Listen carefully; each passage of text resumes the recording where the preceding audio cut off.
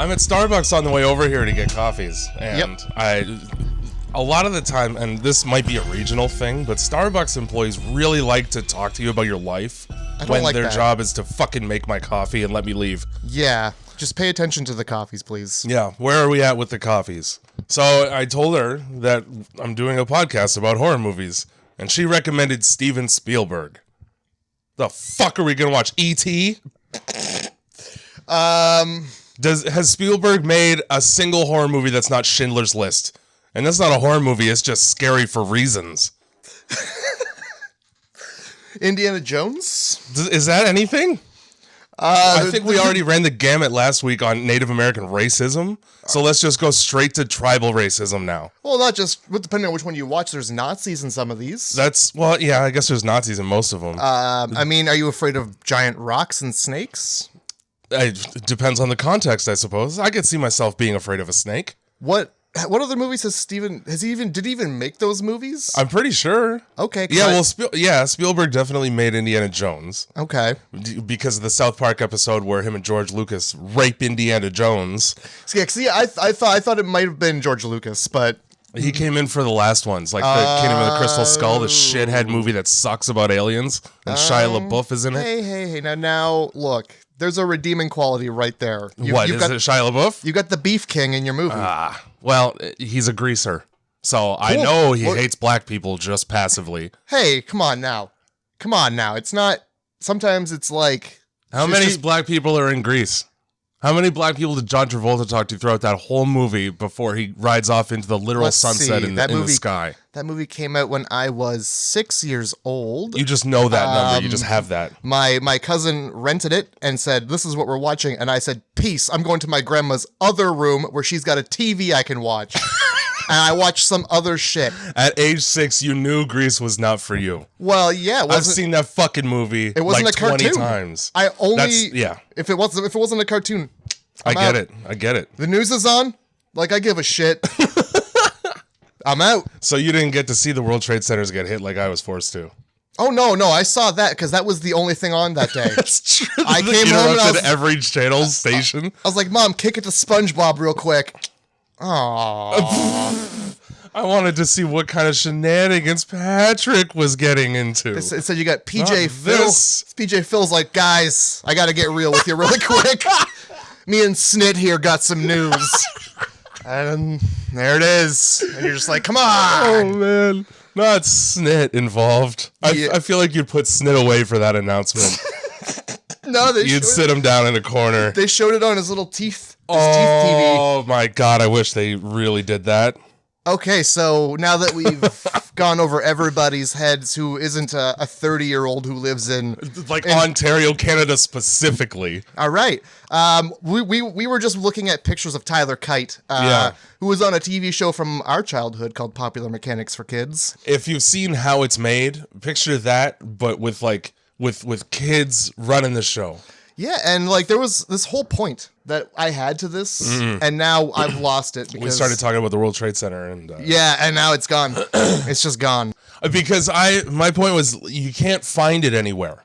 I've looked extensively for episodes of this show, and it's like a fucking Mandela effect that every Canadian at around 30 has had, because there's like one episode I need to find, and it's with like April going on a roller coaster. And it's like the Hulk or some shit. It's the green one, and it shoots you out like a cannon. Yep. And I want to find that, and I can't, no matter how hard I try. I'm not trying to, let me just put this out there, see 12-year-old Alicia Cuthbert get naked. Don't worry. I just want to see the show for some nostalgia. Yeah. Grindhouse Movie Club, guys. Let's get this on. All right. Yeah. Hey, I remember the point I was going to make. We were talking about people who were kids who were doing stuff, and now that they're adults, they're doing nothing. Yeah. And my point was, I was going to make Deliverance one of the movies that I was going to force you to pick. Right. Because it came up. Mm-hmm. Well, it would have. It came up. That makes sense. But the point I wanted to make was the boy who plays the banjo works at Walmart now. That boy who does the dueling banjos, he is a Walmart greeter. He's a Walmart greeter. Let me tell you, I walk into a Walmart and that's the first face I see. That's a fast 180 for me. Yeah, as it should be. Welcome to Walmart. Yeah, thanks. Bye, though. I'm leaving. I'm going to any other Walmart. Problem is, in like Appalachia, that a lot of the faces look like that. So that's a very common face. If you live in the Appalachian Mountains in that whole area, everybody looks like an alien. Yeah. First of all, this whole podcast, you're gonna hate it. We're gonna use some, dude. I think, derogatory language. Here's the thing, right? I don't make any excuses about using pejorative terms against racist white people. That's fine. And that's what hillbillies are. You know what? I think in this climate, we're all given the right to say the word hillbilly. Yeah. I mean, I got to at least even the score with the N-word usage over history. That's right. Take them down a peg. Yeah. Take these fucking hillbillies. These Appalachian inbred hillbilly motherfuckers down. Welcome to Grindhouse Movie Club. Do we actually get the intro this week takes place in West Virginia. I don't even know where the Appalachians are relative to that, but I know it's not there. Are you sure? I am, because we would have seen mountains and not forests everywhere. Hold on. Now we got to look it up. Prove me wrong. Appalachia. Yeah, not application, and certainly not Applaticadia, which is what you typed. Oh yeah, it doesn't even recognize what you typed as a word. I would go to maps. I'm pretty sure it's got a C in it. Yeah, Romania. Great. That's the only place that word occurs organically is in fucking Moldova, which is known as it's known as a world black site. Not racist. Oh shit! Don't tell me that right there in West Virginia is where the Appalachian Mountains are. Right there, it's like Virginia, West Virginia, and maybe a little Kentucky. Oh, well, also, I'm an asshole. There's a fucking CH in this word. A CH is like 18 P's. Yeah, there's more A's than the word Mississippi. What the fuck? Who came up with that word? It looks more like the same word people. It looks like the word apple chain. Oh, yes, it does. We're going to the apple. Okay, that's all right. A restaurant. It's got to be. It's a chain of apples. Yeah. This chair is fucking squeaky as hell. They serve sauces and nothing else. I had Ethiopian food yesterday. Okay. It was delicious. All right. The place is called Imat. It's on Wellington Street. It's like a walk from here. It's pretty great. All right. I'd be down for some. Was it like so what I got it was almost like jerk chicken. Jerk chicken. And then it's mostly sauce, but they also make these giant pancakes. So you spend half your meal dipping pancakes in delicious sauce. It's the best. Okay. I was all about it. Ryan got this they have this platter and it's like an assortment of everything that they serve. And it comes on a bed of lentils. Oh, forget about it, dude. Forget about it. Yeah. I mean, I'm walking here. I'm always into trying something new as long as it's not too spicy. Well, that's the white in me talking now. My roommate and I went to the casino, and then he and I promptly ate $700 collectively. Oops. So we celebrated with food. Ah. So you were down money, so you went down money. Yeah. Okay. All right. Because that's, you might as well go all the way. Yeah. You've loaded the gun with the bullets and you spun the chamber. You might as well put it in your mouth and fire. Grindhouse Movie Club. We review horror movies on this podcast. Yeah. Ignore the initial 10 minutes of it. Go to darkroastcult.com to listen to more or buy some pins and coffee. There's a sale on right now. So you can take advantage of that. Right in line with the old Steam summer sale. Mm-hmm. For the 5 of you that know what Steam is. Some of us only know it's summer when the Steam sale comes rolling around. You're like, oh, it's already summer? Yeah. The heat wasn't a good enough indicator. Put the parkas away. Minecraft is 30% off. Exactly. So yeah, go to darkroastcult.com, pick up stuff, listen to the podcast. Also, thank you, Andrew, for the theme. We got that in there. Shout out to Steam for trying to put discounts on Battle Royale games as if Fortnite's not free. Yeah. If your game isn't free at this point, I'm probably not going to play it. I'm not going to lie. I did get super hot Mind Control Delete, though. Okay. So all right, that had nothing to do with Steam at all. That was Humble. So fuck it. Yeah, there you go. I mean, and that might be actually worth playing. They have this stupid game for badges and stickers on the Steam app where you have to rifle through every sale item for something that just pops up magically at random times, and you got to do that 10 times. You got to really want these stickers. Yeah, is what we're saying. And who does? Not me. Are they physical stickers? They ain't. No. Not only that, everybody else has them, so it's not like they're rare or anything. Can't even trade them. No. For goods and services. No, you can't. Yeah. Fuck it. Fuck your stickers. So what movie did we do this week? I got to pick up my papers here. This week we did Wrong Turn. 2003, Hillbillies in the Woods. Now, before I forget, how would you sum this movie up in 2 sentences or less? GPS? More like GP yes. If you don't want to see hillbillies. Who does? Nobody.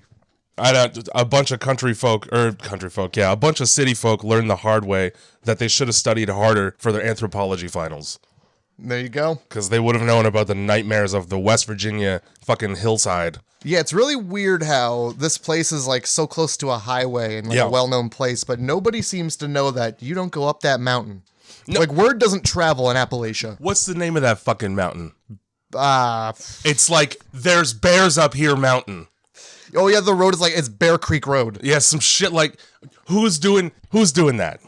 Who's going rock climbing up there? Who's going camping up there? I'll tell you, the 2 people this movie opens on. People who want to get murdered by bears are the only people who you would see in that area. Yeah. In that area. And for some reason, it's just rife with tourists because there's an entire junkyard full of cars that belong to people that were murdered by inbred hillbillies. Well, I mean, once you look past that, it's just beautiful open countryside. And not even open, it's like an oppressive forest. Well, these 2 people... It's closed right off. These 2 people climb to the top of this hill, and the guy like gets up and he looks around, and it's just like a shitty swamp. Yeah, I literally wrote that down. It's like just a shit view. Why would you go rock climbing when that's what you're looking down upon as a reward? Rocky would have quit boxing. Yeah. I gotta look at a swamp from up the top of these stairs? Yeah. Peace, I'm going back to the meat factory. Fuck this, Glass Joe can win. So this is the opening where there's 2 people who they say each other's names, but it's 100% inconsequential because they die right away. That's the best. That's like when movies open like that with those 2 meat sacks that are just gonna get flattered. They're in the middle of doing something already. You know that they're dying. Yeah, you know it's gonna be a violent movie. Yep. So yeah, these guys climb to the top of this thing, this man and this woman. Well, one of them climbs to the top. Yes, they do. And then he promptly chirps his girlfriend who's stuck on the mountain. Yeah, she's having a real hard time. She can't do it, and he's just up there like, what the fuck are you waiting for? Hurry up, bitch. And then the rope slips, and I'm 800% sure she jams her head off that rock as hard as possible and flies backwards. I'm like, it looks like they just chucked a doll off the mountain, and it just like cracked off a rock. Here's the thing. So the fucking guy disappears and then he gets his body thrown and blood lands on her face. And then he gets dragged away and she's trying to get off this rope that is stuck because it keeps getting pulled up. And I don't know when or how she got the other third back down the mountain enough to when she cuts the rope and falls, it does no damage to her whatsoever. Well, she does whap her head right off a rock. They're like halfway up, right? Exactly. And then she does like slip. She falls. And then and that's before the guy even dies. Because that's when she jams her head when she's still hanging off the she's like, rock. do you have the rope? Yeah. And then she falls. Okay. Because he did not. Because he's a shitty boyfriend who then just wanders off. Yeah, he didn't care at all. He's just like, oh, you're there. You're good. All right. I'm just going to go piss off this rock real quick. Yeah. Don't have any care or concern about the person that you're this guy is like a serial killer his method of killing people is to take them rock climbing and then become impatient and leave them to die. Essentially. It turns on him though. Yeah, it does. It turns on him real quick. And this is what you get for defying the laws of gravity. Thinking like, first of all, fucking white people thinking they're better than walls. I really like rock climbing. I don't go very often, but I'm a fan. Something I've never heard of. This is news to me.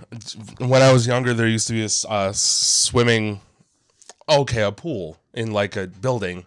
The aquatic center. It's not that, but it was one. And they had a rock wall, and I used to climb the shit out of that thing. Well, yeah, you fall into some nice water. Everything's fine. Even if you suck at it, you fall into some nice water. Yeah. That's not rock climbing, though. A little bit. It kinda, but like there's no like harnesses, and your dick and balls aren't grasped tightly by the harness you've wedged yourself into. And I'll tell you from experience, because we have to wear them to use scissor lifts and whatnot at work. The proper way to wear a full body harness is to have it cupping and presenting your dick and balls to anyone who looks in that direction. Like, here's my fucking dick, guys. Are you wondering? Because I wonder no more. My grade 8, I just had a flashback. My grade 8 trip, like the big like, hey guys, you guys are smart enough to go to high school now trip. Yeah. Was like some fucking camp out in the middle of nowhere. And that was like one of the things was like, oh yeah, we're going to put you in this harness and you're going to go up there. And you're gonna do something. It sounds like ziplining? I don't know. It wasn't ziplining, but it was like walking across a fucking bridge or something like that. And yeah, I had that on there. And somebody took a picture of me, and I was wearing like basketball shorts, so there was literally form fitting. And this picture was on the slideshow at my graduation. That's for sure a thing that happened to me, and it's just like, let's call it what it is: distribution of child pornography. On a mass scale. No, but like it was just like I just remember being like, "Oh no, a picture, no!" Welcome to you're going to high school now, and everyone saw that picture. Yeah. Oh, that's the dick and ball guy. Awesome. Yo, what up? Ask me how it's hanging. You already know. Bunched. Bunched. Like a mango stuck in a vine. Tucked so tightly. As if I was going out for a night on the town. You had a better end of to prepare for high school trip than me. I had to go to Toronto so that we could look at the CN Tower, and they made me ride the short bus. That's a fucking true story. Oh, they made you? Yeah. Was there anybody else on the short bus? Yeah, there wasn't enough room on the regular bus. Oh. So a bunch of us had to ride the short bus. Despite the fact that we weren't short. You know what I mean? I think I do. I think I do indeed. Wrong turn, though. Yeah, wrong turn. All right. Shit. Yeah, we got another horror movie boyfriend just leaving his garbage boyfriends in these movies, man. So he dies. There's a couple, actually, in this one, too. Yeah, most of them. Are. You know, the only one who isn't a garbage person is Joey Quinn from Dexter. Yeah. Because he's right there in this movie. He's kind of just a nice guy who's also an idiot. Yeah. You know what? I think he came right off the set of Dexter because he's still got like the button-up shirt that's half unbuttoned. Like that's every guy in this movie has a button-up shirt untucked, partially buttoned. Business casual in the woods. Yeah, great. So yeah, okay, this girl falls, hits her head. That's that. And then you hear some monkey hillbilly sounds. She promptly gets up and runs to the car with no problem whatsoever, despite the fact she just fucking hit her head off a rock. Oh, she has a little problem. That's the barbed wire chip line. Yeah, but it was not head related. Okay, okay. Well, she stumbles over that like an idiot. Yeah, like as if you wouldn't see that in the clearing. Like a freaking idiot. Mm-hmm. And then yeah, that's that. She gets strangled or something. What happens to her? I believe she just gets taken. You don't get to see. She gets dragged off. And then you hear that one hillbilly verbalize like a monkey. Like throughout the whole movie, he does that. Yeah. By the way, all of the hillbillies in this movie look like leftover orcs from Lord of the Rings. You're just looking at cleft lips and you're like, you came out of the ground, didn't you? Specifically, this monkey hillbilly sounding guy, there's one orc that was like, there's a scene where they're like pulling him up out of the ground and he's like that one. Yeah. And he's got the fucking dead eyes. I know exactly. Right away, more gum than tooth. Yeah, it's the lips and the nose and the fucking beady eyes. Yeah. But like if you've seen Lord of the Rings, you know the orc. Mm-hmm. You know the guy I'm talking about. I fucking hate Lord of the Rings, and I'm pretty sure I can picture it and I know it. These are all just like dirty elf looking orcs. Okay. It's just picture that. Whenever we say a hillbilly, they all have names, by the way. Each one of these hillbillies has a fucking name. And they're dumb. One of them's like 3 fingers. Who cares? They never speak to each other in English. It's not like you'd ever know that. No, these are more like hurtful nicknames that have been given to them. Sawtooth, 1 eye, and 3 finger. By the way, dude's got, it's 2 fingers. He's got this. Yeah, it's not 3. And you see that in the intro because his little hand with no fingers is stroking a saw blade like there's nothing like useful he didn't learn about his that goddamn lesson. Oh, got to touch the shiny blade again. Oh shit! There goes another one. They call me Pinky now. Oh, fucking saw blade. Oh, God. Just fucking palm. He's the most useless guy. How are you going to survive in the woods with 2 fingers on 1 hand? You can't make a fire with that. So which one was he? Is he the guy with the bow and arrow then? Because I guess he could still pinch it and pull it back. I want to say he is, but then that's not his firing hand. Like, that's not his draw hand. Yeah. He uses that to brace, and then he draws with the hand that actually has fingers on it. Okay, all right. And that's why he's so good at the bow and arrow, is because he's had to compensate for only having 1 hand for like 30 years of his life. See, now I named the guy with the bow and arrows Moonshine Legolas. Okay. Or Inbred Orlando Bloom. Whatever one you want to go for. I was trying to come up with something funnier and I can't, so we're going to go with Moonshine Legolas on that. All right. I like that better. So yeah. Then we got fucking Mickey Mouse, and I don't even know the other one. Just a guy. Know. Yeah, just ugly men. So yeah, there's an intro to this movie has a lot of bad teeth. Terrible teeth. Again with the first of all, people who rip off the intro from The Shining for their movie just because it's set in a forest. Anytime that you see the overhead shot of trees, like a drone or an airplane, and there's ominous music, that's from The fucking Shining. Yeah. Always that's from The Shining. Somebody watched The Shining and was like, oh, that's a very effective way to begin my movie. Let's just take that. Definitely. I get what you're saying. And then we do just like a montage of news stories during the opening credits about people who have gone missing in the area. And it's like, how do you not know? Put a sign up. Hey, hillbillies kill motherfuckers in these woods. Don't go in them. Right at the exit to the closest town. You know what?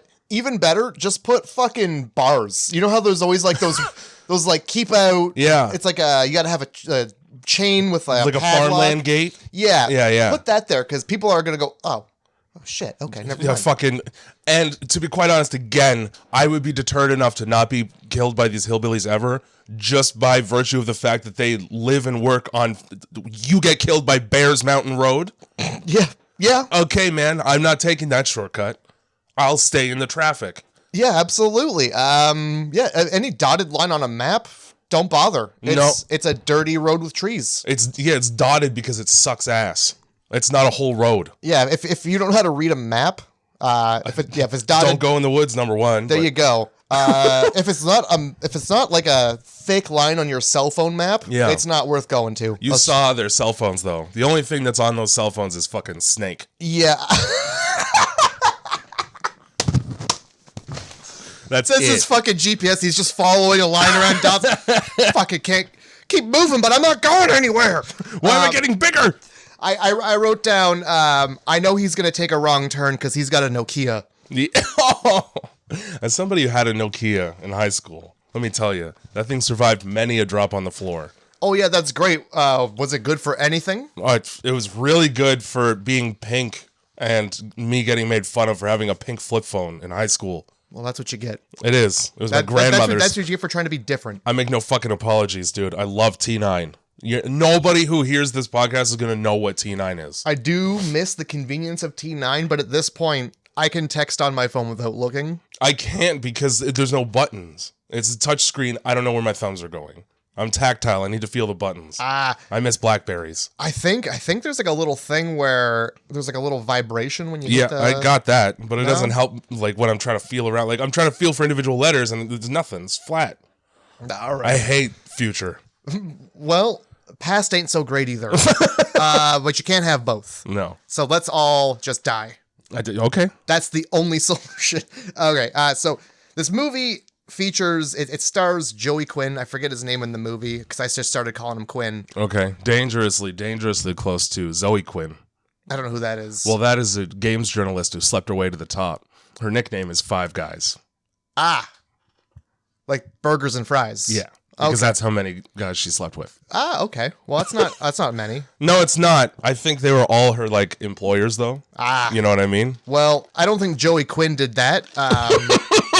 And I don't know his actual name because that's Dominic something or other. No idea. But yeah, so he pulls up to like this traffic accident and gets out of his car immediately. Who does that ever? He's the most impatient guy during rush hour. It's like, there's some traffic. I better get out of my car and ask a dirty trucker. Well, you're wasting the horses under the hood of that Mustang by just sitting there.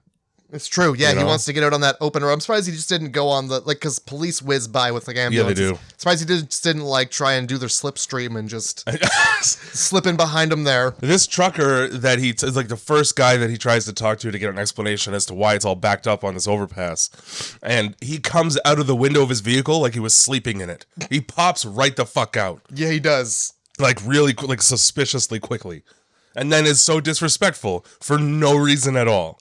He really is. He takes just no guff. None. Where the guy's like, hey, what happened up there? And the dude's like, well, go back into your car and fix your hair some more. Oh my God. And that's all it took. And he's like, all right, well, fuck this. You be. Well, I mean, what the fuck are you, like, that's what you get. You're talking to a trucker. Yeah. And you know his life is cussing, spitting, and the open road. Lot lizards, smoking with the windows shut. Chewing tobacco. Yeah. A lot of bottles with pee in them. Yeah, tons. So, I mean, just immediately the fact that you asked a trucker like he was going to know anything other than that. Mm-hmm. Like, oh, hey, you're sitting up a little higher than I am. What's up down there? Well, yeah, I know about 2 feet more than you do. It's a chemical spill. Here's the thing. They don't shut down the whole highway for a fucking chemical spill. No, all right? No, they probably don't. And you know what? Here's the thing. It probably takes a little more than an hour to clean up. Yeah. Which is the estimated time this trucker gives them. I'm pretty sure it's gonna be a couple hours at least. Yeah. And I mean, I sympathize. First of all, the guy's name is Chris in the movie. Okay. I sympathize with his lack of desire to just sit there and wait, because if it was gonna be at least an hour, I'd be taking. Here's the thing though. They set up detour routes right away when the highway's shut down with signs like go this way. And all of them are right beside the highway. You don't need to go into the backwoods of West Virginia just to avoid one on-ramp. Well, nobody explained that to Joey Quinn, so I don't have to tell you. I don't know. He like turns around immediately because he's got an appointment. He's got to be there. He's 30 minutes late to. It's like a job interview or something. Who cares? Some doctor job interview. Yeah. I'm pretty sure that like those could be done over the phone, and they'll understand. Yeah, like you got to like it's more or less they probably need to just look over your paperwork to make sure you're a good doctor. Chances are one of them's probably on the scene of this chemical spill. Yeah. Absolutely. Hey man, I'm gonna be late for the interview. You see why? Oh. I guess I'll be there about 5 minutes before you because I'm 1, 2, 3, 4, 6 cars ahead. No, like I don't know. I don't believe this guy's a real doctor. He doesn't. Well, he's in medical school, so he's not even a real doctor. Oh, yeah. He's barely a doctor, PhD. Oh, yeah. Which medical school? One of them. That's right. It's probably a vet. That's what I'm saying. We'll get into that after because he probably puts cats down. I got a lot of questions about the validity of his fucking. Oh, he makes some bad medical decisions, doesn't he? Yeah, at least one major one. So you get him. He turns around and he goes to like first of all. Yep, I already know. He might as well have gone to wherever the fuck the cabin in the woods place is because he went to that gas station. He did, and the guy is still there. And look, okay, all right. It's your body. It's your choice. Yeah. If you're going to have a tooth. Just the one. Put it somewhere useful. Because I tell you what, there's nothing that front tooth is doing other than snagging on things you're trying to put in your mouth. Yeah. You're 90% gumming food. There's no, you're not biting anything off with one tooth. That tooth isn't championing any steaks. No, the only thing you're biting is like a man's arm. And at that point, you should probably use your back teeth anyway, because you're going to snap that little tooth right off. This fucking guy displays a lot of very good judgment in that he's just chugging Pepto-Bismol while he's sitting in the dankest corner of this gas station he owns. Yeah, imagine just having to chug Pepto-Bismol for no reason. What did you do last night? What? Just perpetually, what's wrong with you? Do you just constantly have diarrhea because you're eating squirrel meat off the road? Honestly, like, look where he lives. Yeah. He's probably got a couple parasites is the word I'm trying to say. Got a couple parasites, and Pepto-Bismol's the answer. It isn't. You can't drown a tapeworm with Pepto. Try to explain that to the man. He's got one tooth in the front of his mouth. The tapeworm's probably his friend. I don't think he's going to be listening to any reason with that tooth. He looks a lot like Harlan Williams. Yeah, he does. Yeah, he does. I've seen this guy. I feel like this guy's in like Sons of Anarchy or something where he plays a similar character because I've seen his face. Like, I recognize it. Okay. That's a thing in this movie. All of these characters I know from other things. But not Dexter for this guy. He's in like an Anaconda-esque movie or some shit like that. All right. Fucking Eliza Dushku's in, what's it called? New Guy? Oh, yeah. All right. With DJ Qualls right up in there. Good old DJ Qualls. And Eddie Griffin threatening you with a stink eye. Yeah. Evan and Francine are both in Zack Snyder's Dawn of the Dead. And in that movie, they get into a relationship as well. That's the redhead and the dude with who looks like Elon Musk. Yeah, he does a little bit. And Scott, the only one that I couldn't find, like I didn't know from another movie, is Carly, because I think her IMDb page is like 3 movies long anyway. And then Scott's in some like Masters of Horror fucking 8 movies to die for this year after dark shit. Okay. I don't know any of that shit. It's just bad B movies that they have to put into compilations to sell them. And I happen to have several. Oh yeah, right. So probably a lot of the things you see at the Walmart $5 bin where you're like, oh, $5 for 4 movies? Yes. Oh shit. Exactly that. And then Never heard of any of these. It should have been less. Yeah, absolutely. I should have just downloaded these. The waste of bandwidth. So the hillbilly immediately takes all offense to anything that Joey Quinn is saying to him. The fact that he just exists in the area is horrible for this man. Oh, he needs to use your phone. Oh, is it long distance? And he's like, well, is anything Look close? where we are. Yeah. And then that guy, that was the end of it. This hillbilly was having nothing more. No. He's just like, get the fuck out of here. That's the only phone I got. Yeah. You don't like that? You don't like the fact that this payphone doesn't work? Well, I don't got nobody to talk to anyhow. Bellman stopped coming out here ever since I done ate him. Here's the thing about this. I didn't see a fucking telephone pole in sight at this gas station. There's not a wire to be had to carry a signal. This guy doesn't know what a wire is. Oh boy. So yeah, the fact that all he has is a payphone, immediately like reschedule your interview, man. Yeah, they're gonna understand. Yeah, your Nokia probably has a very bad camera. Just take a picture of the accident, go home, download that to your computer, attach it that probably horrible JPEG to the internet. 3 megapixels. Fire off that email, and they'll probably get it within minutes. Mm-hmm. That's very slow for internet because it's so long ago. And they'll be like, "Oh, there was an accident. Okay, we'll reschedule. We get it." Meanwhile, 12 hours have passed. Yeah. So they just assumed. Well, that's the problem with 2003 with your Nokia phones. 2003 that's the heyday for, you're out in the woods. Good luck. Yep. You're going anywhere where there's no roads. Whoops. Bye. Yeah. You better have a big, dirty satellite phone. Half your backpack better be a radio because you're done. Oh my God. Old school. So yeah, he takes this. He's like, hey, this Bear Creek Road, it seems to be the road I want to take. And the hillbilly's like, might be. I don't know. The most helpful directions ever. Yeah. knowing full well that, like, what's on that mountain is going to get you. It's clear later in the movie that he knows exactly who these hillbillies are. Oh, yeah. Like, he lives in the area. Yeah. He knows not to go there. You can't just be like, hey, man, don't, maybe. He just didn't like this guy's comment about how he lives in the middle of nowhere. Oh, yeah, you fucking want to see middle of nowhere? You're going to see middle of nowhere all the way to hell. Oh, my God. So, yeah, he takes off down this... Okay, and the road is so bumpy, his CD skips. Yeah. That is a problem I have not had ever. Not with a car. I've never been like, maybe a Walkman. Exactly. That's the only time. And at that point, like, if you're not holding it straight, you're damaging the disc anyway. You sure are. Boy, oh boy, times were different. They were. Now, in the car that I rolled, I had a CD player. And I remember going to Sunshine and just buying 6 CDs for it. Different ones. But when I rolled it, after I crawled out, having to dig my way out of snow upside down, I went back in for them. Well, yeah, you paid money for those CDs. They're just going to take the truck away or the van away. Why? I wanted my Slayer.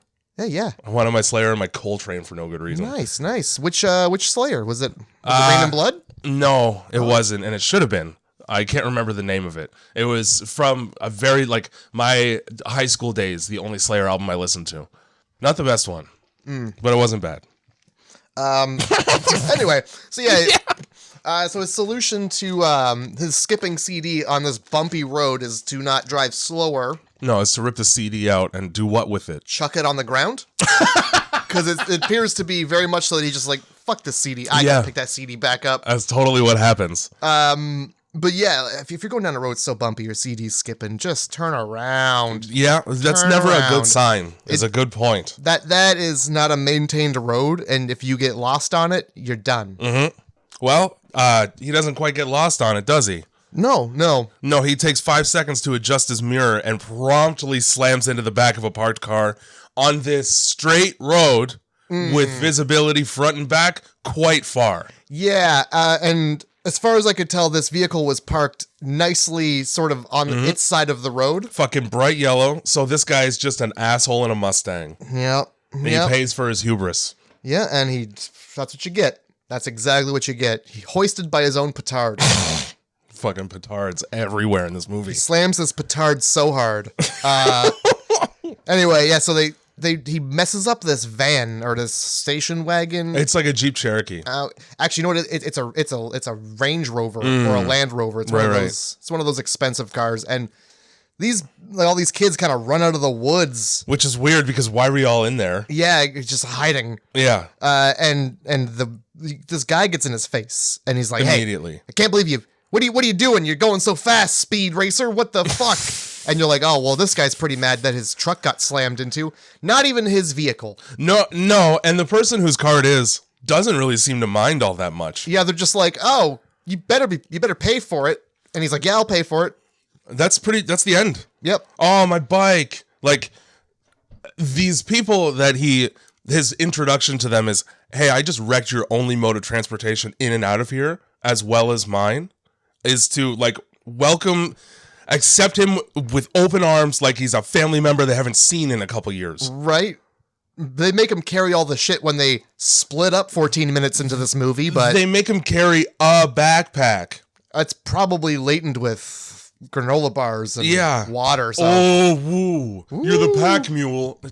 I carry a backpack regardless of where I go. Excuse me, I just was in a car accident. Can I maybe not be... Yeah, I bashed my head off the steering wheel pretty good, all right? Can we chill on the walking with heavy things? But, so they get in a little scuffle, and I forget what all they said because nothing really mattered. No. I don't remember half the people's names from this movie. You got Francine, Scott, Carly, Chris, and Jessie. All right, names. Yeah. All names. And so, yeah, they... decide to go just in a direction deeper into the woods. Yeah. And he wasn't driving on that road that you die from Bears Road very long. No, he was not. And also, he just came from civilization in the other direction. What is deeper in the woods that's going to be good? Especially after that one of them being like, well, I just saw his gas station a couple miles back. And he goes, there's no phone there. Oh, well, let's just prolong our time in this area instead of going back to where I was just at a highway not too long ago. Absolutely, yeah, where the police are going to be because there's an accident. Yeah. Yeah, no, especially after they just discovered that their tires are all popped because they ran over barbed wire that was put there. It was. With menace. They know full well that it was put there by a person because there would never just be that. It was a malicious, like, tripwire of barbed wire. It's a spike strip. It's a hillbilly spike strip. It's a hillbilly spike strip. But let's wander deeper into the woods. That's very welcoming. I'll take my chances with the bears and the hillbillies. I mean... What's the other option? Cops? Yeah, maybe the bears and the hillbillies at this point. You know, they say ACAB for a reason. So as they're walking, we get to play their roadkill guessing game. Now, again, say you just meet a guy, right? And you're stuck in the woods with him and you're traveling to try and find help. And the first thing that he does is go, that's a dead squirrel. I know this because I've taken apart many dead animals in my time. Hey, man, let's split up. Yeah, let's you go into the woods. Go anywhere else. We're gonna go into the woods in a different way. Yeah, for sure. I don't want to be near the Evan and Francine. They stay by the car, and they whip out a J. Right away. Wasted no time. They don't even let people leave before they pull it out because they're like, yeah, we're going to stay here and smoke. Yeah. and they're like, all right, that's cool. Go rescue us. We'll be high. They had a method though to their own method to get help. And that was to bang. Yeah. Because nothing gets me going like my car getting smashed and we're alone in the woods in broad daylight. You want some dome? Well, yeah, absolutely. Do you want some sick dome on the hood of this car? Our friends could be back literally any minute. That's the thing. That was the whole reason, though, is like, hey, when do people show up? When we're banging. So they're like, all right. It was like an experiment in, what did they say? It was like an experiment in the theory of probability. Probability theory, yeah. But is it like, it's more like using none of your university knowledge in that sentence. I feel like Jeff Goldblum in Jurassic Park would have been all over that. Oh yeah, life finds a way to get sick head. At least to watch it anyway. And then, so fucking, I did make a note of that because Evan goes, I love you, once she offers her mouth. And then she goes, I know. Hey, oof. Yeah, just go down then.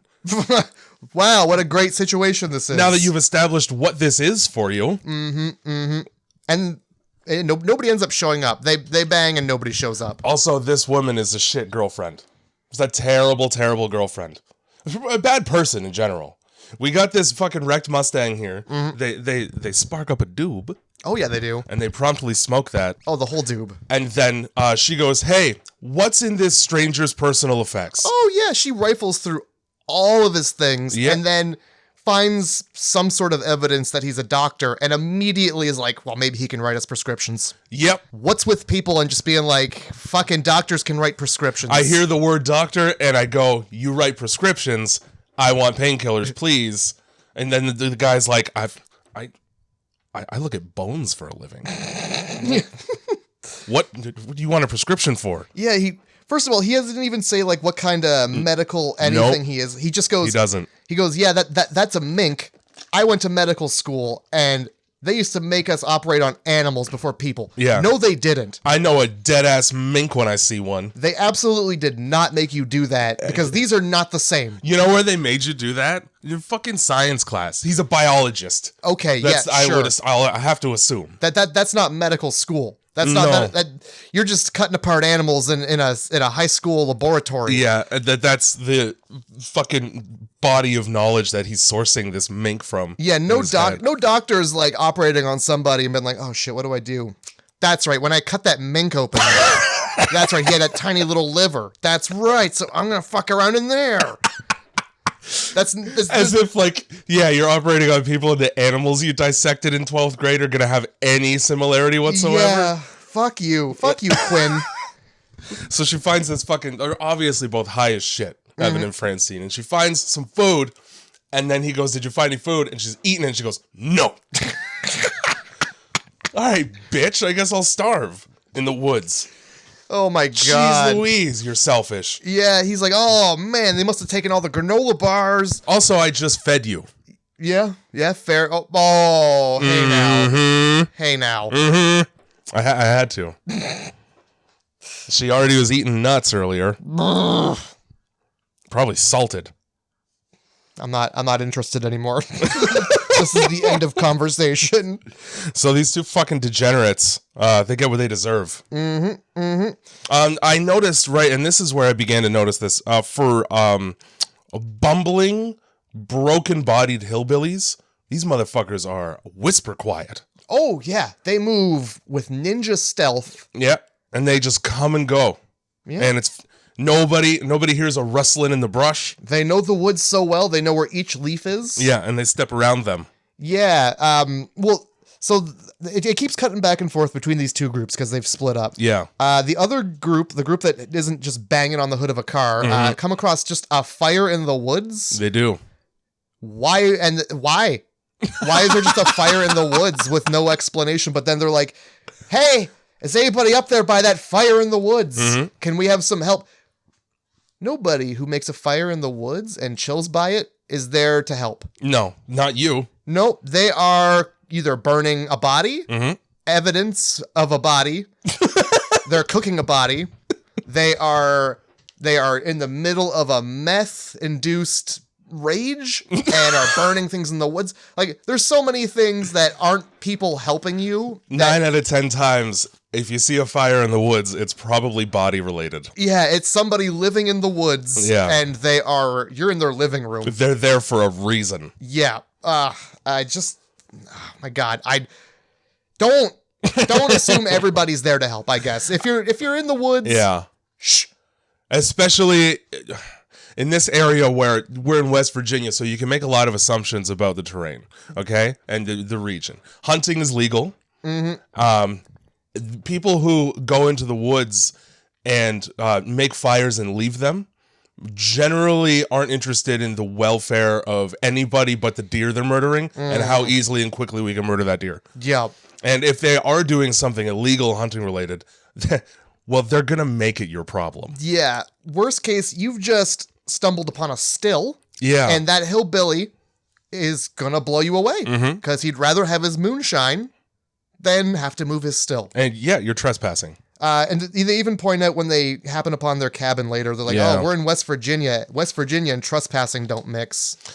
But that doesn't stop anybody from trespassing, does it? No. But anyway, the two the fornicators, they get what's coming. Those sinners. Yeah. Evan goes missing, and Francine really cares not at all for quite some time.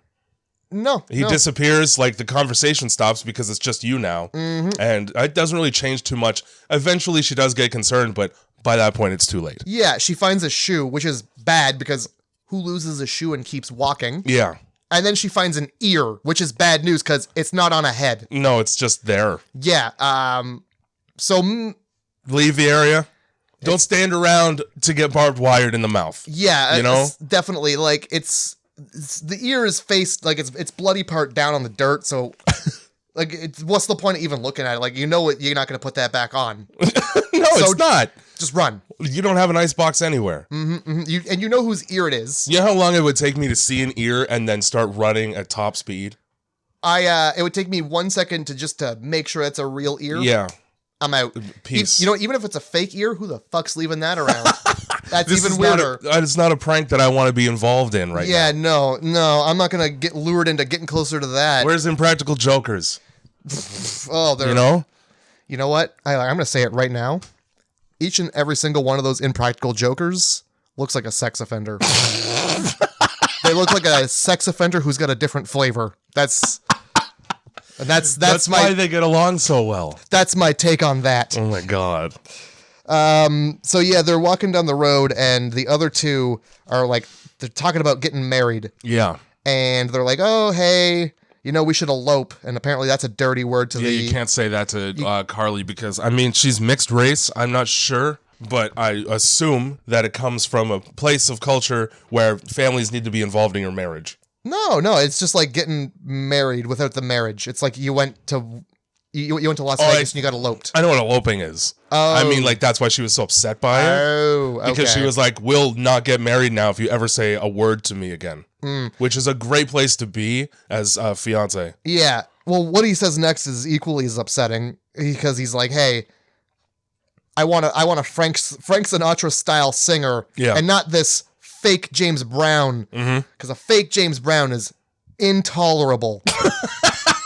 And then he says something like he's worried that his grandma's going to be both upset and turned on by James Brown swinging his hips. Yeah. Why are you thinking about your grandma's wetness at your wedding? Yeah, that should be the last thing on your mind. At all times. At any point in history. Oh, boy. He gets so enthralled in this, in James Brown's hips and his moist grandma that she just disappears and he doesn't notice.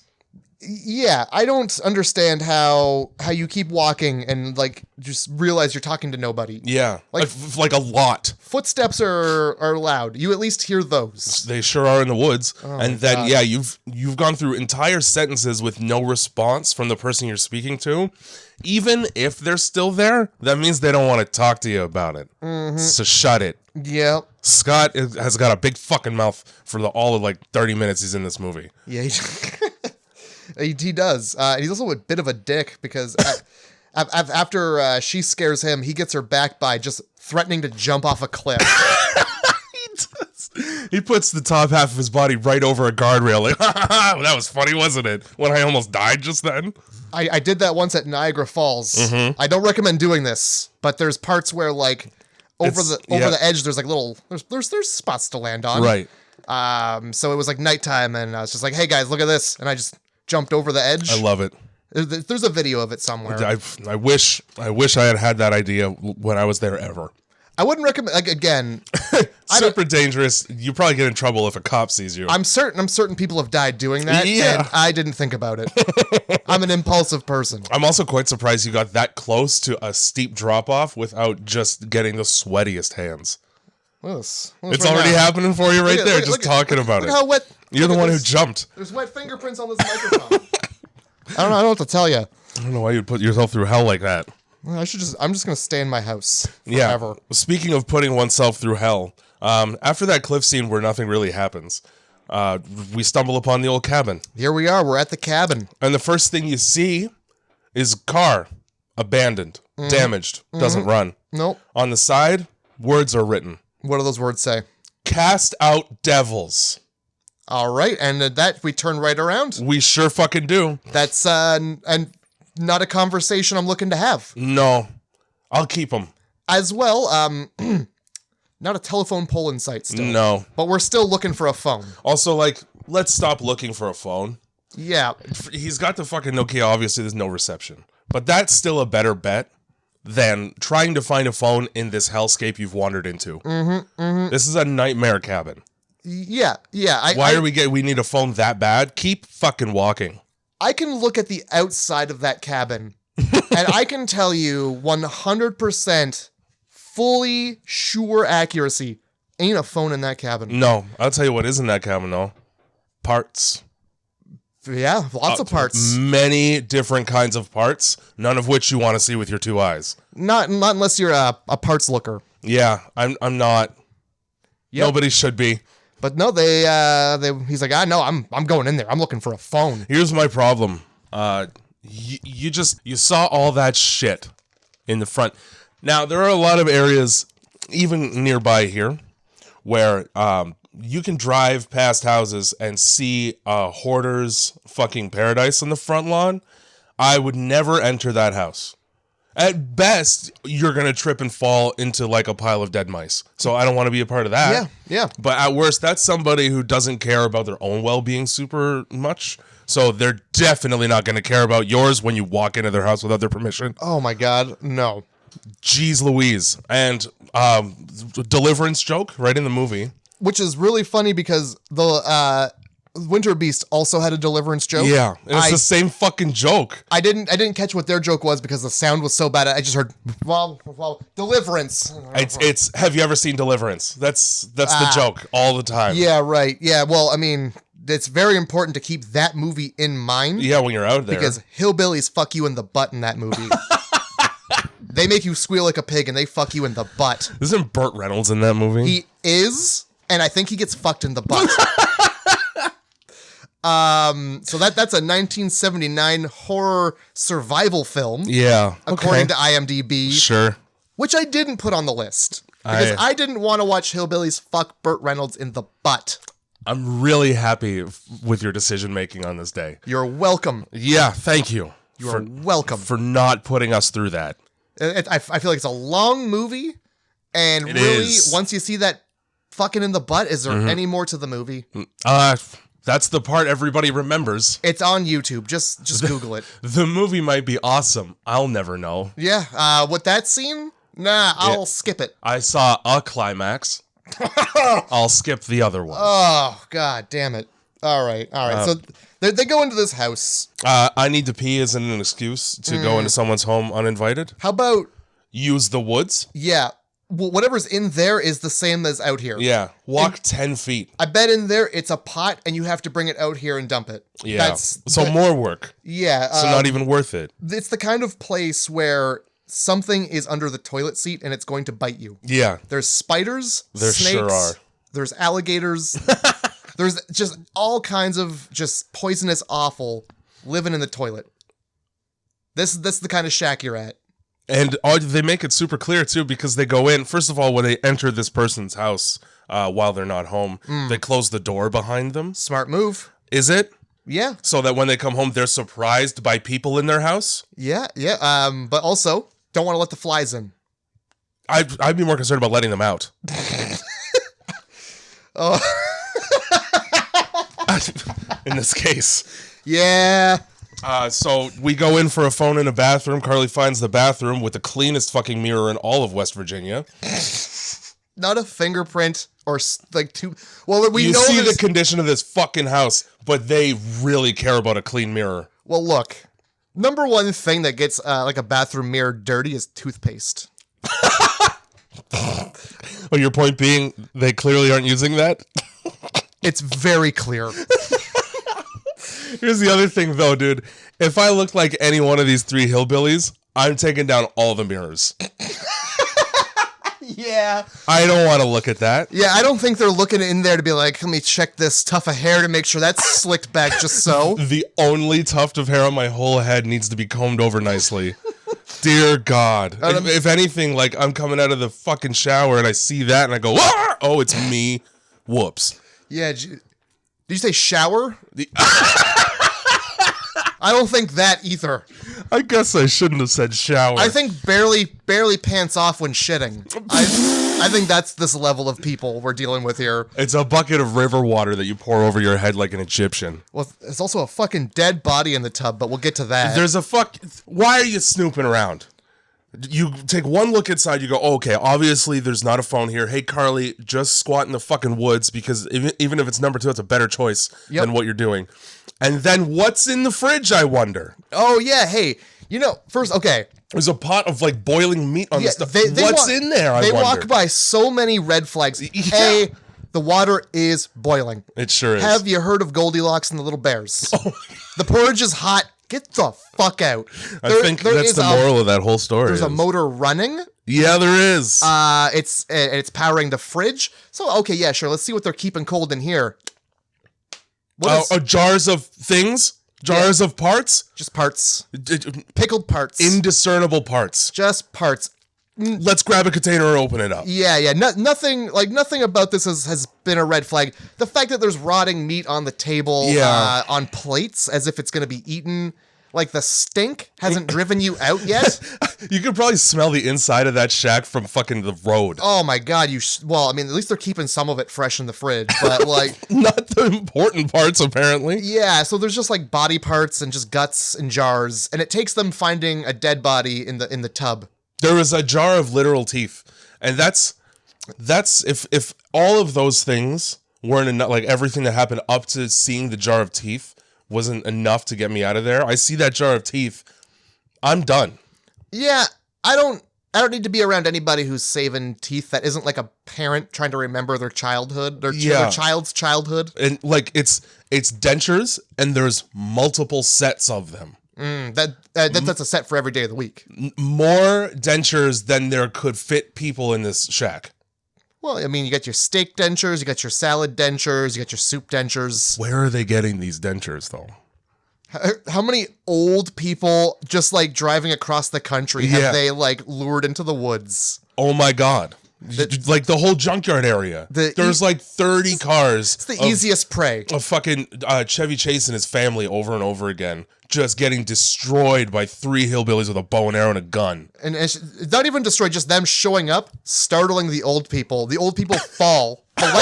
And their life alert bracelet can't alert anybody because it's so in the middle of nowhere. We don't have any reception for life alert. And then they have a heart attack and just fucking die on the spot. Oh my God. Easy prey. So we're in this fucking shack with the dead body in the tub marinating. You think that's how they make their moonshine? It's just in the tub with a body? That's that little spice that makes it unique, probably. Oh yeah, that's that cinnamon apple deliciousness that you want with your water just milky white for some reason. I'm gonna guess it's just rotting body guts. I'll assume. I wouldn't know from experience. Yup. And then the hillbillies come home. So let's hide under the twin bed. Yeah. Yep. How are you fitting 2 whole people under a twin bed? First of all, I thought it was a table, which made me laugh because it's a table is a table. I can see you. Yeah. It's a bed, yeah, because he falls asleep on top of it. Yeah. Totally just drops the redhead down in front of him. Classic, like, boom, there's her dead face. And she's breathing clearly, which okay. Love it. I did see that, and I was like, I did not see, but I did see. I saw nothing, but through the cracks of my fingers, I see everything. How long is her fucking body on screen for? 10 seconds? Bitch, you can't hold your breath? They couldn't find a shot where she went... Where she acted? Yeah. But, she had a dead-eyed stare. She did that pretty well. Yeah. And then, like, blood starts to pool towards them, and they're like, ew, blood, ew. Oh, gross. That's the most of my concerns right now. You touched the body part container in the fridge already. You're rolling around in dirt. Yeah, they probably just shit on the floor in here. Probably.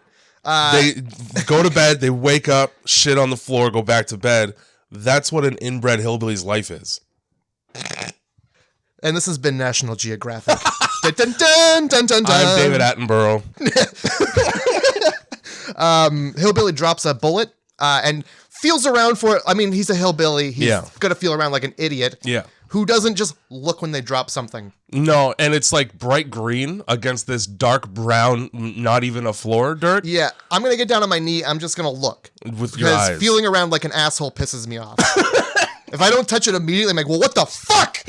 Where did it go? Yeah, dude. I feel the exact same shitty way. Yep.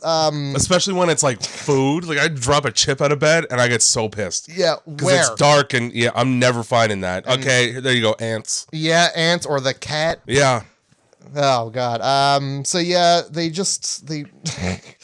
drop this dead body. They chuck it up on a table and just start chopping it up. And then, so 2 people under the bed, 2 people in a closet who have a great view of the whole thing. Through a keyhole, like the biggest fucking... Have you ever looked through a keyhole? You get to see like a 5-foot radius of everything. I can't remember the last time there was a keyhole big enough to look through. Exactly. What are those keyholes for? If looking through it, where's the mechanism? Yeah, you could just like stick your finger in there and flip the lock up. It's not even worth having a key for. Times were simpler back then. When there was like 2 keys total that fit no locks. There's a horror movie production company called Ghost House. Yep. And their intro logo, you know how at the beginning of movies they have like fucking plane taking off from the airport productions or some shit? It's the exact same shot as when they go up and like show the people looking through the keyhole. So the Ghost House like production intro is from the ground up into the keyhole, and there's a skeleton on the other side. It's the exact same. Love it. That's classy. This movie had some good, what do you call those? It was on Family Guy. They made a joke about how they always make it seem like it's the movie, but it's not the movie. It's like the production. Right. Yeah. It's the first time that we've watched a movie that actually had some in a while. Yeah. Welcome back to actual like filmmaking for a second. Oh my God. So these hillbillies chop up bodies and promptly fall asleep. Right beside them. As if they did so much work. Yeah. Oh, that was all that chopping up the body really made me tired. Yeah. Thank God we went through all this time to butcher the body. Let's not bother putting it in the fridge and trying to preserve it. It'll be fine. And this is when the gang makes their escape. First thing that's dumb. What is it with women in this movie and tripping over things? Yep. All right. We knock over a teapot. Like the biggest, most easy to see thing on the whole floor of this shack is a teapot. Boot it as hard as they can. It's harder than ever. And like, so the couple comes out of the closet and they move this door. Silently. Yeah. This shack looks like the squeakiest. It looks like the dirt would squeak. And no, this door opens silently. You know what the best part about it is? The front door is the squeakiest door. Yeah, it's got this spring on it, and when Quinn I don't know why the fucking spring is made of fucking razor blades for some reason. Yeah, really when you grab a spring, your real trouble is when it snaps back. Yeah. It's going to be pinching all of the fatty chunks of your hand. But if you're just grabbing it, it's not doing anything. It's not going to slice your hand open like it happens to him. Also, the squeakiest thing on that door is going to be the hinges. Fuck the spring. Yeah. Just leave. You're already at the front. You're trying to get out quietly. Just leave. For real. Fast. For real. Fuck it. Just go. Run around the corner of the house. There's a dead body and it's your friend right there. Don't waste time going slowly. I don't care if I wake them up or not. Yeah, like they've killed one. They've obviously killed more than once. Yeah. This is just their day. They're coming for you. Also, like, did you look at the hand and face? I could probably outrun this thing. But you know? When Quinn turns around, Hillbilly's sleeping with one eye open. He sure That was the only fucking eye he's got. That was the most upsetting part of this whole movie when he turns around and the dude's just like laying there with his eye open, just looking at him. Looking right at him. Just like, hey there. There's like no action, just like watching him, like, what's going on? Like, yeah, like he wouldn't be pissed immediately and just channel all that chimp strength he has. And he's holding a shotgun, so it just takes this. I'm flicking my finger around as if it's hitting a trigger. It was probably in his bad hand. There you go. He's still got a trigger finger on that hand though, doesn't he? I don't know. I honestly don't fucking know. So they run up a hill behind the house, and this is where the actor who plays Quinn actually busts his ankle. Yeah, he sure does. And it's the opposite ankle in which later he gets shot in. So he had to fake limp on his busted ankle. Shut it down. Yeah. Shut it down for a week. Give him a bit. Let me get a brace on this before we finish the shot. Nah. No. We create multiple targets here because obviously they're in the area and we're in this junkyard hiding. And these motherfuckers show right up. So we start running into the woods individually. Not the best strategy when one of them has a gun and can shoot you in the leg. Speaking on that, running up a hill. Yeah. Also not good because you're slow as fuck doing that. You're not going anywhere. You're going up. So this is where Chris uses all of his medical knowledge to do the thing that they tell you not ever to do in a 2-hour-long first aid course, which is, I'm shot in the leg, better make a tourniquet. I'll make a tourniquet, cut off all the circulation to my leg for a gunshot wound. And you get to see how much it's bleeding. The only time that you tourniquet an entire limb is when it's like arterial blood. When that shit's spraying out like a goddamn fountain. Yeah. That's when you do that. You don't do it when it's just leaking out like a regular wound. Well, he didn't finish medical school. Your fucking leg is gone, all right? Well, clearly he didn't listen. Oh, my God. To be honest, I didn't know that, and I would have just been like, yeah, let's wrap it around there right now. You can't do that shit because you got to tie it too tight. All right. What you're supposed to do is wrap it loosely in a bandage, and then if it bleeds through that bandage, continue to apply bandages. That's it. So till you just have a thick ass leg of bloody bandages. Yep. I just did first aid, so I just know these things. You go to the hospital, they're gonna be like, what the fuck is that? Not my training. And you know the nurse is gonna be like pulling off like, which idiot did this? The point is that it's going to be removed anyway, so you might as well leave it loose and keep the circulation intact. Fair enough. Also, like, I'm sure they have moonshine in there. Just pour some of that on there. You know? Oh, I know. So yeah, this is where they come up with the wicked awesome plan because the hillbillies finally pull up in their truck in this great. It's a car graveyard, is what it is. Like they pull up like it's fucking Starsky and Hutch or Dukes of Hazzard, where they're hanging off the passenger side instead of just being in the truck where they should be. Hey man, just some good old boys. Just some good old boys. Half expected there to be a Confederate flag. There definitely would be a Confederate flag.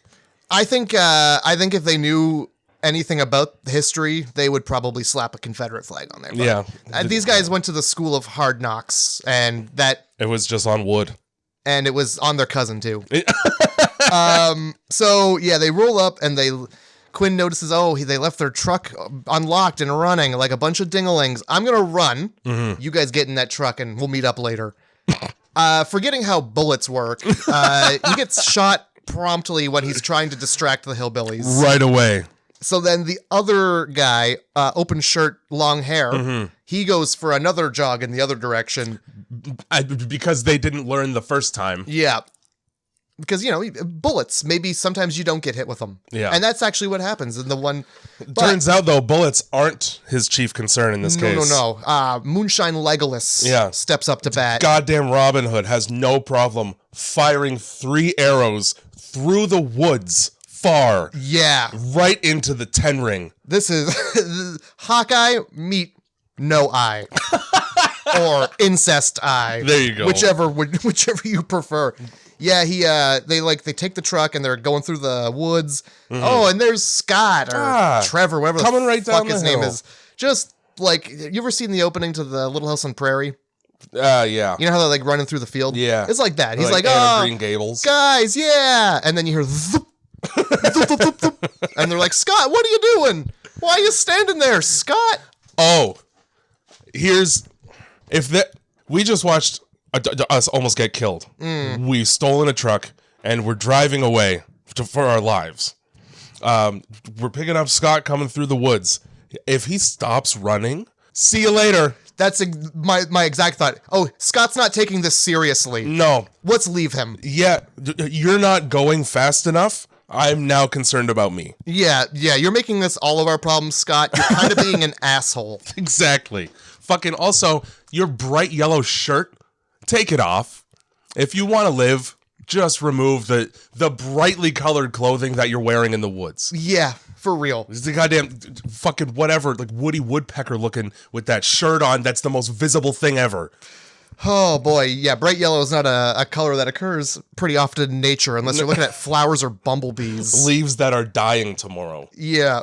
Oh god. Fuck. There's just a lot of hillbilly fun to be had in this movie. So, this is Carly's fiance that gets arrowed. Mm-hmm. A la Homestar Runner. And Carly really cares about it for all of an hour. Yeah, she gets bummed out, and then she becomes super nihilist, and then she's like, all right, fine, he's dead. Yeah. She also, at one point, she's like, no, I can't. No. Yeah, she's the same one who's like, no, I can't do this. Yeah. I tripped once and, my toes hurt. Yeah, that's all it took was her tripping. Just be like, just fucking go. I can't do this. Fucking gets real cuddly with Chris for half a second. Yeah. So I find emotional support in the arms of a stranger I've never fucking met. And then the truck gets stuck and I get pissed off. Yeah. The truck gets stuck in some mud. Yes, it does. They try the old forward reverse and the tires are just spinning. Hey, guess what? You're in the woods. Put some fucking logs down and drive up those with the tires. That's fair. And get out of the fucking mud with your only way out of the woods where you're going to be murdered. Try harder than 5 seconds of trying. What I'm thinking is like, you see these branches have fallen on the road. Mm-hmm. Turn around. Don't get close. There's more road that way. Yeah. Hey, did you try going back the way you came the entire way out of the woods? Because you haven't. Deeper in the woods is not your... Never. Then they go from like a fairly cleared like dirt road to like the tracks in a forest that a farmer made in 1982 to get his cows to some place. Put it this way, right? They find and take refuge in a fire watch tower. You're done. Yeah. You're so deep in the woods that you're not coming out. Stephen King actually has a book about it. It's an 8-year-old girl and she ends up getting diarrhea from a river. Hey, it happens, man. You can't just drink water. No, you can't. But yeah, so they ditch the truck and run, and eventually they dodge all these arrows from fucking Moonshine Legolas. Yeah. And they end up at a watchtower. I'm very confused about Moonshine Legolas's motivation when firing arrows a lot of the time, because he's clearly got great aim, because he puts 3 through the chest of a man. Mm-hmm. And then he just shoots at branches to scare people for half the movie. Yeah, he does. Like, he doesn't try to hit anyone, because if he would have. Well, maybe it's just too easy for him. He's like, I wanna see this lady fall out of a tree. We don't have a TV. This is the only thrill I ever get. They don't even fucking know about TV. No, they probably don't. Yeah, he also puts one right through a cop's eye. Yeah, he does. Like from, I don't know where away. Up a hill somewhere. Like, they don't even show him. He does a great job. They just, all of a sudden, there's an arrow. Yeah. Like, he's fucking... He's that good, all right? He's 2K away. He's got the arc, and he's just like, all right. Chugs his moonshine. Yeah. The fucking guy knows exactly he can calculate perfect radial fall. Oh, God. Somehow. I mean, what else you do when you live in the fucking woods, though? So we're fucking, yeah, we spend a while just running from people. And I get confused. So they have no problem finding these people in the woods, despite how far they've run through the woods. And we get to this fucking watchtower. And it's a ladder that you climb to get up it. Hey, man, when you're up at the top, kick the ladder off. Hey. So that the hillbillies don't use the ladder. You know, also, how the fuck are you climbing with a busted-ass leg with a bullet through it? It really, like, all he does is, like, limp a little bit. And that's probably a broken leg. Let's be honest. Let's pretend like it went through the fatty part of his calf. Sure. You know how there's so much fat on your calf? Sometimes. Just like, it went right through there, in one side, out the other, clean, healed, just like... Through and through, I believe it's called. Hot bullet, just cauterized it perfectly. He's good to go. Well, we'll pretend that happens. Yeah, we'll work on that. But yeah, so they climb to the top of this tower, which already... You fucked yourself. You did, because now, you're cornered. Yeah. Deliberately. But Quinn gets to use more of his medical knowledge because they find a dirty old, like, medical kit with a bandage in it. You know, like, when... And he's just like, slap that on the hole. Boom. Great. I'll be running with no issues now. Alcohol swab packages dry out so fucking easily and quickly. There's nothing in that first aid kit that's not brittle as the bone that just broke from the gunshot wound. You're also not supposed to put alcohol on a wound. Did you know that? Oh, it's for disinfecting the site. Yeah, you just clean it, man. Apparently, it like ruins it, just does more damage. What it does is it like kills the blood cells that are there for healing. So it ends up like drying it out and just making it more difficult to heal. Yeah, so you're right. Yeah, so maybe just wait. Throw a dirty bandage on it. Throw a filthy, filthy bandage on it. Given, like, the amount of woods you still have to go through, like, it's going to get dirty again. That's true. Just put a bandage on it. Don't try so hard. At one point, they're walking, and they find a bear trap, too, and that was that. I thought there was going to be more bear traps. No, there's just one. I thought there was... And like, it's... randomly placed as well in the whole forest. Yeah. What are the odds? As if they're going to remember that one and go back to it. Right? They can't fucking remember like to brush their damn teeth. Yeah, but like, how did you not see that when it's like one of the ones that like snaps and like flings you up in the air? Like there had to have been a rope, right? There must have been, yeah. Some kind of pulley system clearly visible. Anyway. We don't get to have that though. Anyway, so yeah, they're up in this fucking... They're up in the tower. The guy sticks his little finger through the hatch to try and, I don't know, grab something, and he gets his fucking fingers stomped for his trouble. Yeah. The hillbillies find him because they hear the radio go off that they were trying to use. Hey man, use the shit out of that radio. Yeah. I don't care about the noise. Use that radio until you can't speak any longer.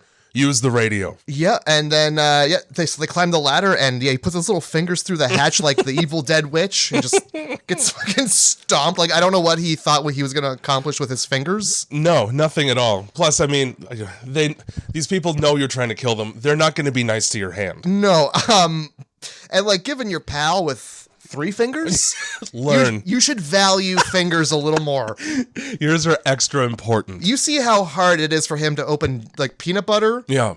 Fuck, come on, man. You're the peanut butter opening guy. You're the only one with fingers. They're a valuable asset now. You just jam them through any fucking slot you can get them in. My first fucking thought at this watchtower was, okay, so that's for rangers to show up and check for fires based on smoke. Start a fire, because people show up to these things. They have like they have rounds that they do of all these watchtowers because they want to preemptively go like, oh, there's smoke over there. Let's prevent the entire forest from burning down, please. Yeah, so that's exactly what the hillbillies do, is they start a fire. They do. It's a very localized one. And I wrote down, how is there this fire? And like, yeah, rangers aren't running with buckets of water. Yeah, dude, right away. This is like the one thing they're for. Also, like, they're walking through the dark woods at night with torches. We're going to see that. Yeah. You know? Yeah, absolutely. Yeah, fire in the woods. It's visible. Fucking Smokey the Bear's gonna be pissed. Yeah. We're on Smokey the Bear Mountain Road right now. What have I been saying this whole time? Only you. You guys have not been listening. Jeez Louise. I've been pushing the buck right on you. I'm a bear. But yeah. So yeah, the lack of rangers descending with buckets of water. I don't know. Nobody gives a fuck about a fire in the woods when it's woods. Not in Appalachia, they don't. Yeah, so fucking like the sixth wonder of the world or something. Maybe people they like know. They're just like, oh, there's a fire up there. Good luck, hillbillies.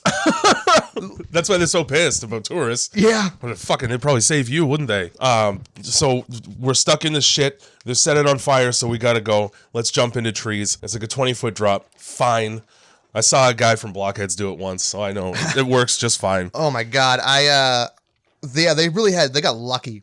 They got real lucky with this jumping into the tree situation because they all land on very nice branches, except for Carly, who Jessie takes a 20-foot drop right to the rib cage. Oh yeah, and doesn't even get winded. Nope, he gets right up. He's like, oh, all right.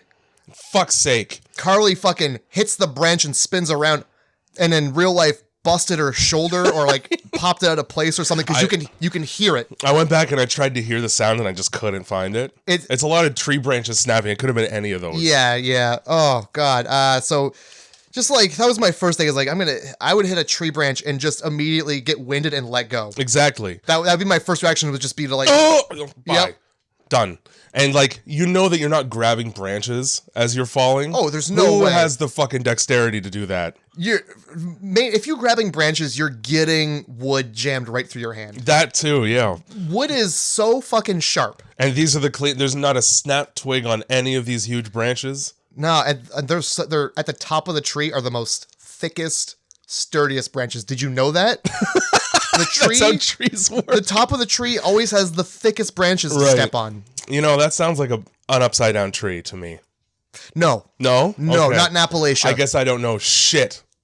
Yeah, you should probably pick up a book about West Virginia. I don't remember what the fucking study of shitheaded trees arborism or whatever. No, go back to fucking that other movie where people were talking about trees. I don't know. These are all blending together at this point. Splinter. Oh, right. Don't go to small town gas stations. Yeah. Oh, we're learning advice. That. We're fucking learning that.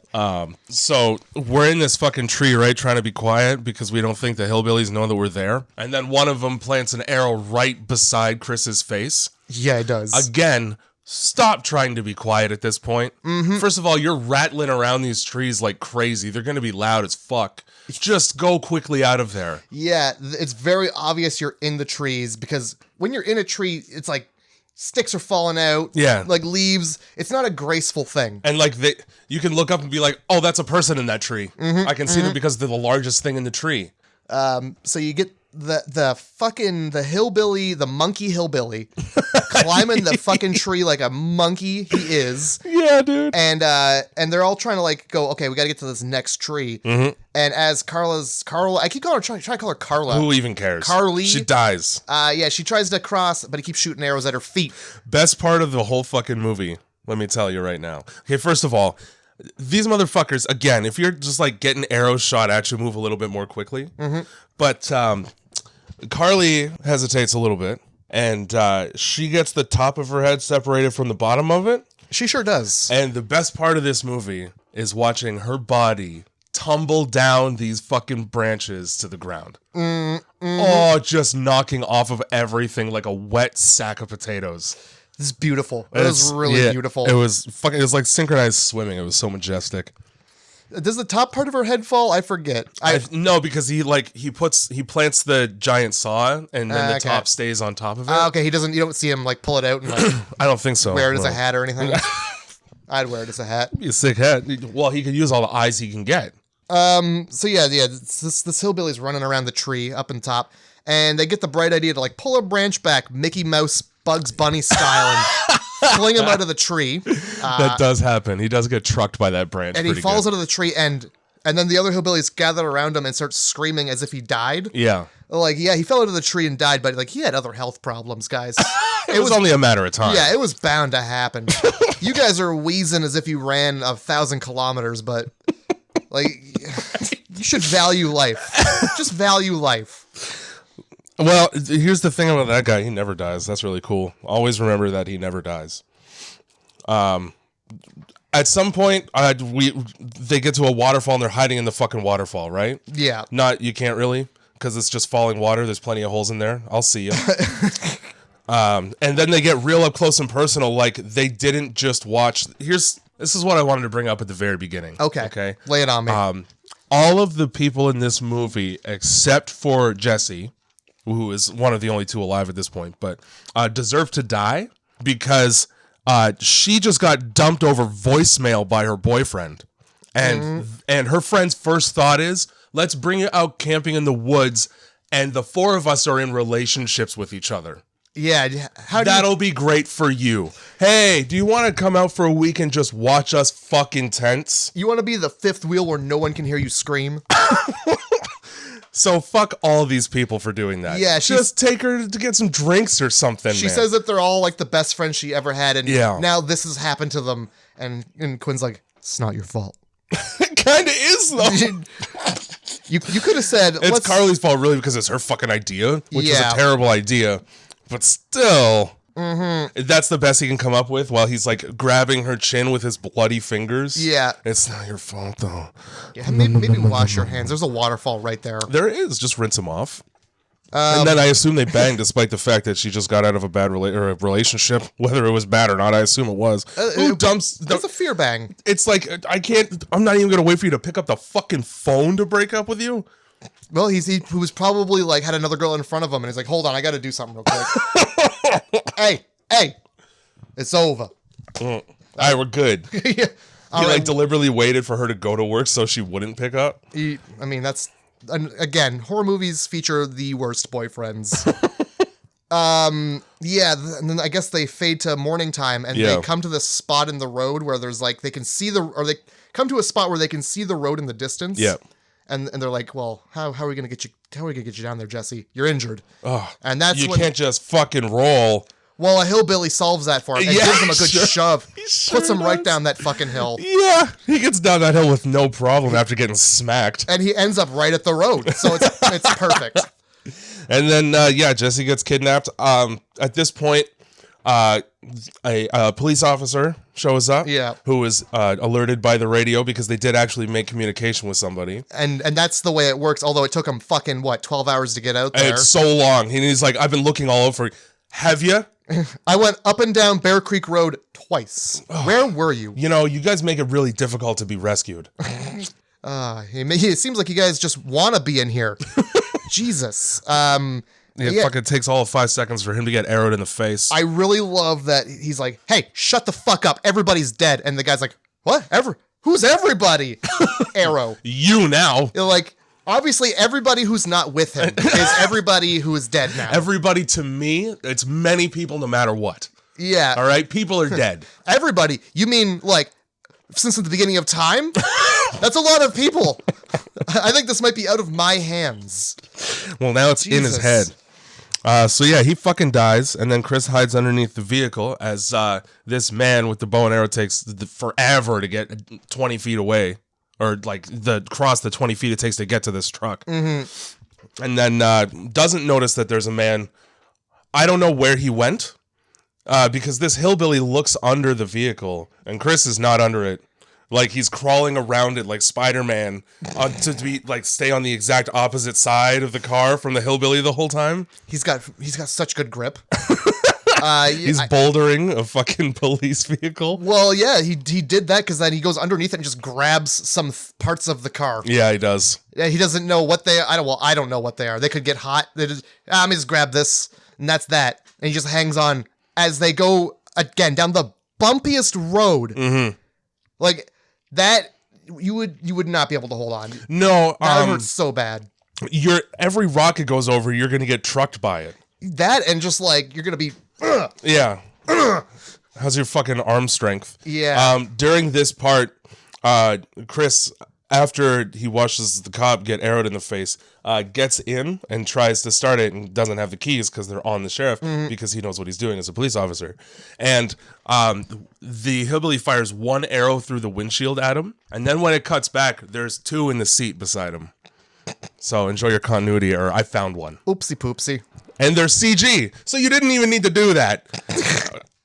Maybe he just forgot how many arrows have been fired. Yeah. So then we pull and I don't remember what movie it is. I want to say it's Cape Fear, but I'm not sure. Either way, they make fun of it in The Simpsons, I think. That whole, I'm going to grab onto just the bottom of the vehicle and ride away with it like that's possible. Yeah. Or like Terminator, they do it or something like that. Yeah. Then, like, we're just cutting to fucking Jessie about to be raped. She is tied to a bed with shit in her mouth, and her legs are agape. I did not see that, but I did see that she was tied to a bed. Here's my thing. The hillbillies up to this point have wasted no time killing everybody they've come across in seconds. I'm just gonna assume she's dead and leave. Hey man, she's not dead, but I'm sure as shit assuming that she is. Fair assumption. Yeah. But nah, let's go double check. Let's double check all the way back to the cabin. Also, like, let's double check. He gets there, hears her screaming, and his reaction is to Molotov the building and then drive a vehicle into it, knowing not at all where she is in there. That's exactly what fucking happens. Around this time, you hear a real gross hillbilly mouth noise. Yeah, when he's holding the knife.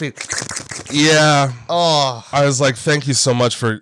You went this long in the movie. We're like an hour and 10, and we didn't do any inbred hillbilly mouth noise. Oh, boy. We didn't do any disgusting lip slurping. Let's get that tongue and bottom lip moving. The top one's not there, but... You can't have a gross fucking inbreeding movie without that at some point, apparently. Yeah, you gotta smack those terrible inbred lips together. So, yeah, Chris now is risking his life to save somebody he just met the day before. And I don't understand. I wouldn't, not in this case. Maybe it's selfish. Maybe I'm an asshole. But you're on your own, man.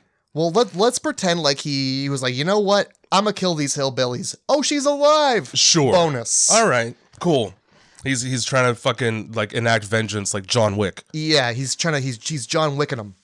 Nobody at any point in this movie talks about the tetanus that everyone would have. No, yeah, everybody would have tetanus. You all got lockjaw now. You're picking up anything in that cabin that's like you have rabies forever. Oh boy, you at least need to get a couple shots. I noticed in this movie a lot of people are using weapons as if there's nobody on the other side of the target that's going to get injured. Because you got, like, one of the hillbillies throws Quinn up on the wall, and when Jessie finally frees herself, she puts one through his brainstem. Yeah. About a foot away from Quinn's head. I did notice that. And also, where's she getting arrow training from? She's just suddenly like a master archer? Maybe it's a magic bow. One shot, perfect medulla. No. You know what? It's from about a foot away, so... I mean... and then, yeah, she swings an axe at another one while it's pinning the same guy up against the wall. And, that's totally what happens. And, that could cut through him like butter and just go right through into the next guy, but we don't care. No fucking regard for the well-being of the person who just came to save you. In her defense, he did ram a truck through the building and stop about short of her head. And try to set her on fire, really. Yeah. Fair enough. No consideration for each other whatsoever. All of these fucking hillbillies become Jason Voorhees in that they get knocked down and killed, but they're still alive and just get back up again. Hey, man. It's all You're never Mike gonna Myers. Keep them down. No, you can't. A lot of them get horribly, horribly injured, and it doesn't seem to faze them whatsoever. Jessie at this point is handling the fact that her friends have all been murdered, and she was just kidnapped and almost raped in the woods. with all of the emotion of a clothing store mannequin. Oh, does she ever? She really doesn't give a hot fuck. And then I get mad because the movie just ends with them getting out of the cabin and him firing a double-barreled shotgun with one arm at waist height. He hip fired into gas canisters and blowing them up. You tell me that wouldn't take your fucking arm right off. Oh, yeah. If you're standing right next to an explosion, you're probably going to lose at least some hair. That and the kickback from a shotgun when you're not bracing at all, that arm's going backwards. I want to say he was hip firing from down here. It was in the air beside him. Yeah. And then like he was holding like his luggage. Yes. Okay. And then the recoil was like his hand moved like 2 inches after he fired it. This guy's fucking Arnold Schwarzenegger. That was his jerking arm. Yeah. That's what happened. And he had there. plenty of time to do it apparently in the woods here. I mean, on a long trip, on a long road trip, and you're by yourself, what else is there to do while you're driving? He was like 30 minutes late. First of all, was he jerking for 30 minutes, or like, is it a 30-minute trip? Like, if it's a 30-minute trip, this entire thing is inexcusable. How the fuck did you get wood lost in a 30? It takes me 30 minutes to get here some days. Yeah, it does. I can walk back with my eyes shut. Yeah, if you came to my door bloody, I'd be like, shit, man, you're late. What detour did you take? Fuck. They blow up the whole thing. They just the truck blows up because that's what trucks do when you shoot just gas. Yeah, when you shoot just a bullet, which I assume is buckshot, at a gas canister, it explodes everything. Yeah, it certainly doesn't just leak out and catch fire, maybe. It definitely explodes the entire truck, vaporizing it and everything around it. But y'all two who are just standing next to it, A-okay. They just go like, oh no, we'd better jump a couple feet this way. No shrapnel, nothing. No shrapnel from an entire vehicle and cabin exploding. Yeah. But they managed to find another working car. They plow through that Bear Creek Road sign. Fuck Bear Creek Road. Now, how else are you going to know where to lead the police to about this horrible thing that happened, if not for the one road sign within a 5-mile radius? Well, that, and also, you just knocked down that road sign, you inevitably caused more people to take more wrong turns. 100%. People don't even know that it's bears they got to be scared of. Yeah, it's not. Yeah. Let alone the hillbillies. It should be called Hillbilly Teeth Road. It really, it's greater danger than the bear. Yeah. The bear, you just make yourself big. The bear, you just make yourself, and loud? And loud, yeah. Hillbillies don't give a fuck about either of those two things. Yeah, no, they're already big and loud. They generally don't give you a chance because they got guns. And then, it's like a fucking quintessential early 2000s movie when the end credits are like a new metal song. Yeah. But you might as well have just had Mudvayne playing. And then did you see the after credits scene? I didn't see the after credits scene, but we also missed, they go back to the gas station and just like rip down the map. So disrespectful. They like, do that. Fuck your map. Yeah, I'm taking it. It steered me so right this far. Yeah. And then, it's the fucking Harlan Williams hillbillies just like peeking through the blinds. Yeah. Like, hey, my map. No. Well, fuck that map. I would consider every road indicated on that map another hillbilly hangout. I would, you know what? I would just bring like a sign that said, this place is shut down, and I'd stick it to the window. Yeah. And I think... There, I solved your problem for you, man. Yeah, your health grade is a D. Nobody's coming here to talk to you anymore. The squirrel meat isn't even squirrel. It's fucking mink. Or person. Huh, so that's the film. That's Wrong Turn, everybody. What was the end credit scene? I didn't see it. That laughing hillbilly kills another person. So he's still alive. Oh. And then the sequel of this movie is like just about him and some other family members who are around for some reason or something. Either way. Yeah, he does come back at the end. Yeah. At some point, and then he gets axed or I don't remember. He doesn't die in the explosion. No, he doesn't. Is he even burnt? How could you tell? Fair enough. He looks a lot like Dobby, but with tiny beady eyes. Yes, he does. All right. So that's the movie. That's the entire film. Yep. That's the start to finish. Wrong Turn. I think it's safe to say you just heard the whole Wrong Turn series. Yeah. Well, yeah, they pretty much. I think I've seen 2 more after this, and it's the same. I feel like there was one where there was like a cult. The CG gets bad. There's not a whole lot of that in this movie, which was cool. There was also no nudity, which I was cool with. Yeah, sick. Yeah, I didn't miss the nudity, didn't need to see it. I was all right with that. You can tell that people are able to produce a decent film without somebody getting naked in it. I wish that it stayed that course with all of the rest of these films. Yeah, especially if hillbillies get naked. Yeah, the fucking next 18 is just... I don't want to see that. Yeah. All right, well, I think that brings us to the review portion. What's your rating out of 10? Out of 10? Mm-hmm. I'm gonna give it a 6. A 6, okay. Just a little higher than average. I got a startle, so yeah. I gave it a 7. Okay. I blame one of those points on nostalgia blinders. There you go. Because I used to have this movie on fucking VHS, so I've seen it. Oh yeah. But I'm happy with that. All right, yeah.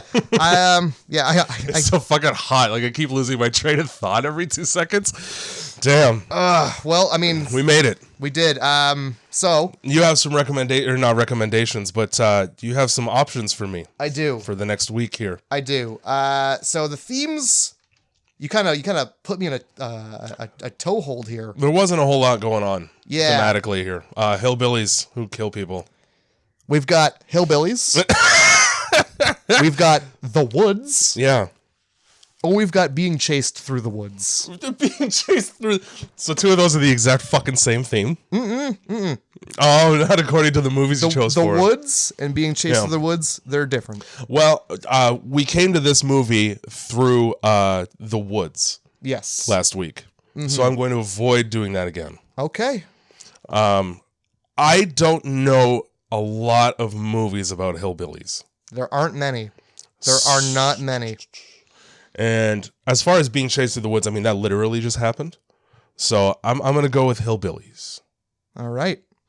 So it sounds like next week we'll be watching Texas Chainsaw Massacre. I knew it. But I don't want the new, no, not the old one and not the newest one. That nice middle one. You want the one with the dude from Full Metal Jacket as the sheriff. So Texas Chainsaw Massacre, not Texas Chainsaw, not Texas Chainsaw Massacre, the first one, the second one, the third one. We're not going to watch the newest one that's on Netflix. You don't want to see Matt McConaughey with a hydraulic leg?